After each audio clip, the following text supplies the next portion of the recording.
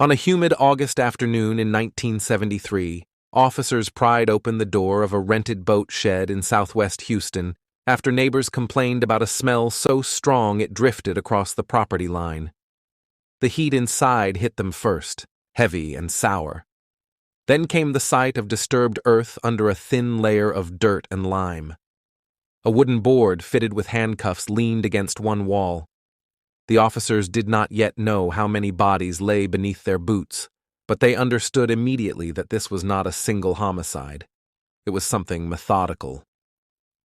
2 days earlier, 18-year-old Elmer Wayne Henley had stumbled into the Pasadena Police Department and said he had shot a man named Dean Corll. Henley's hands shook as he told officers it was self-defense. Police went to the address he provided and found Corll dead on the floor of his apartment, shot multiple times with a .22 caliber pistol. At first, the scene looked like a domestic dispute turned deadly. Then Henley began to describe a pattern of abductions, restraints, torture, and burial sites scattered across the region. Dean Corll had been born in Indiana in 1939 and moved to Texas as a teenager after his parents divorced. In Houston, he worked in his mother's small candy company. Neighborhood boys nicknamed him the Candy Man because he handed out free sweets and seemed eager to spend time with teenagers who gathered near the shop. He appeared soft-spoken and unthreatening. When the candy business closed, he found work as an electrician's apprentice and rented modest apartments in working-class neighborhoods filled with young families and restless teenagers. By 1970, Corll had befriended 2 local boys, David Owen Brooks and Elmer Wayne Henley.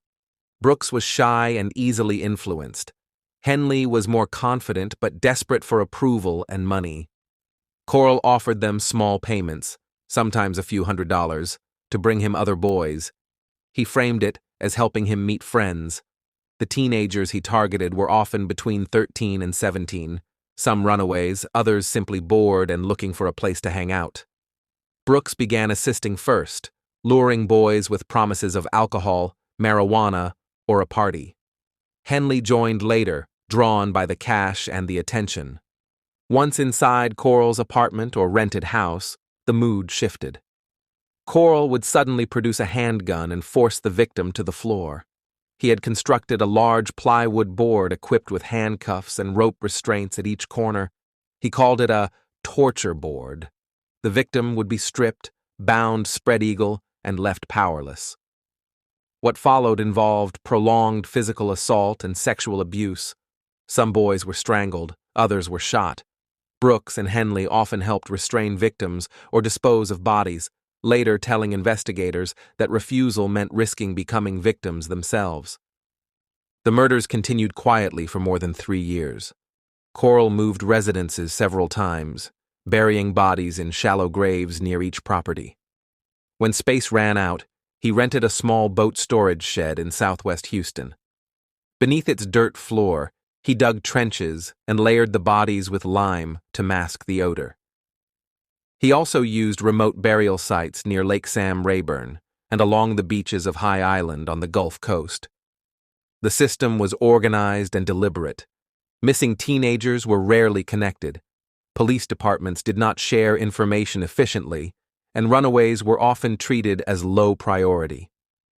Parents searched for sons who never came home. Some posted flyers and called hospitals. Others begged police to look deeper. In many cases, they were told their boys would likely return.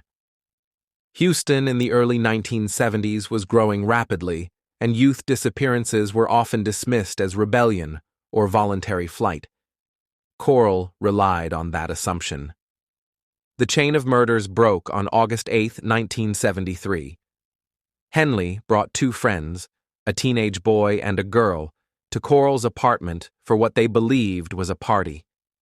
Corll was furious that Henley had included a female guest. He tied up all 3 at gunpoint. Hours passed. Henley later said he feared he and his friends would be killed. He convinced Corll to untie him, claiming he would help restrain the others. Once free, Henley seized Corll's pistol. When Corll moved toward him, Henley fired repeatedly. Corll collapsed, and died in the apartment.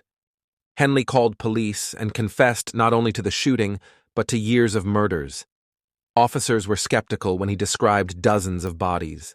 Then he led them to the boat shed. The excavation was slow and grueling. Officers dug through dirt with shovels as the August sun beat down. The first remains appeared within hours, then another. The count climbed through the night. Ultimately, 27 bodies were recovered from the shed and additional sites. At least 28 victims were confirmed, making the case one of the deadliest serial murder investigations in American history at that time. Some investigators believed the true number could have been higher. David Brooks was arrested soon after Henley's confession. Both teenagers were charged with multiple counts of murder. In 1974, Brooks was convicted and sentenced to life imprisonment.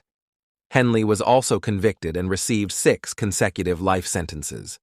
Corll, the central figure, was beyond prosecution. Identification of victims took time.